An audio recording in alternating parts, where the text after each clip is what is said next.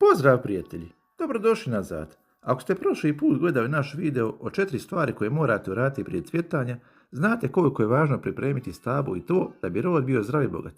Ali sada, hajde da pričamo o nečemu što mnoge muči, voćke cvjetaju, a plodova nema ni za uvijek i u cvijet opada. Znam da se ponekad zapitaju, pa šta sam pogriješio, sve sam radio po pravilu, a voćke samo cvjetaju, cvijet opada, a roda ništa. Upravo to je ono što morate znati, što morate raditi prije nego što voćke procvjetaju. U ovome videu ću pokazati praktične jednostavne savjete i trikove i jedan narodni preparat koji je provjeren, koji će pomoći da cvijet zadrži snagu, da se pretvori u plod, jer znate, ništa ne valja kao domaće, a svaki rod se broji. Dragi moji, sada dolazimo do prave tajne koje mnogi voćari znaju, zašto voćke cvjetaju, cvijet opada, a plodova nema. Imamo, kao što vidite, mi smo sada radili neku prihranu i zaštitu. Prihranu smo pokazali u prošlom videu, sastoji se više dijelova, to pogledajte u prošlom videu, sad ćemo samo to spomenuti. Dakle, tajna zašto ima cvijeta, a nema roda ili zašto cvijet opada je jedan sastojak koji se zove bor. Ne mislimo na šumski bor i ugljice, nego pravi tečni bor u boci koji možete kupiti svakoj poljoprivrednoj apotekci i košta oko 5 eura. Bor je ključan za zametanje plodova i jače cvjetove, a bez njega nema cvijeta, a plod se neće razviti kako treba ili će opasti, a vi ćete ostati bez roda.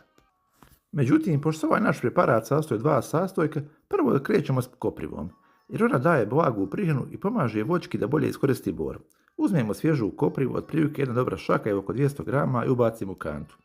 To ćemo sve preliti sa 1 do 2 litra vode, ostavimo da ostaje 12 do 24 sata, tek da pusti sok, ne treba da se fermentira danima. Nakon toga tu tečnost ćemo procijeti, a dobijeni ekstra sipamo u prskavicu, dodajemo malo vode da bude ukupno 10 litara vode. Kopriva je prirodni booster. Organski mikroelementi hrane list i pupoljak pomažu u pijanju bora.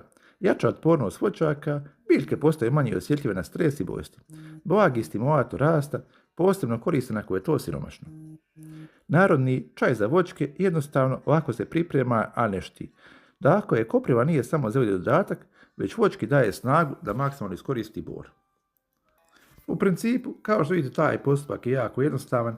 Punimo kantu sa vodom i sljedeća stvar koju moramo raditi, dodamo bor. Bor je mikroelement o kojem se malo priča, igra ogromnu ulogu u cvjetanju i oplodnji. On praktično pomaže plodu da odradi posao, odnosno da cvijet nakon cvjetanja zaista pređe u plod. Najvažnije je plod trenutak. Bor nema smisla dodavati kada je cvijet već otvoren i proces krenuo, tada je već kasno. Idealno vrijeme je upravo sada, u fazi kad su pupoljci nabubrili ili se još nisu otvorili. Tada je voćka možda najbolje iskoristiti ovaj tretman i efekat je najvrijedniji. U praksi to su 1 ili 2 folijarna prskanja prije cvjetanja ili kad se tek cvjetovi počeo otvarati. Tako je jedan lagani rastvor koji se sastoji od 2 sastojka, bor i kopriva. Bor je mikroelement koji pravi razliku, već smo rekli da pomaže oplodnji, omogućava plod da dođe do jajnika i da cvijet pređe u plod, smanjuje opadanje cvjetova, kada voćka ima dovoljno bora, manje cvjetova opada. Poboljšava zametanje plodova, više plodova se formira, rod je gušći i kvalitetniji. Podrška rastu mladih izbojaka, pupoljci jačaju, rastu i razvijaju se. Jednostavno, bor je tajna voćaka da cvijet ne ostane samo ukras da pređe u plod. Kada govorimo o ograničenjima, zbor ne treba pretjerivati, 10 do 15 kapi na 10 litara vode više nego dovoljno, ne prskati u principu kada je jako vruće, najbolje rano ujutro i kasno predvečer. U principu, to je jedan taj detalj, jedan razvor koji može napraviti veliku razliku. Ja ga koristim već dugi niz godina i svaki put se pokazuje izuzetno uspješnim.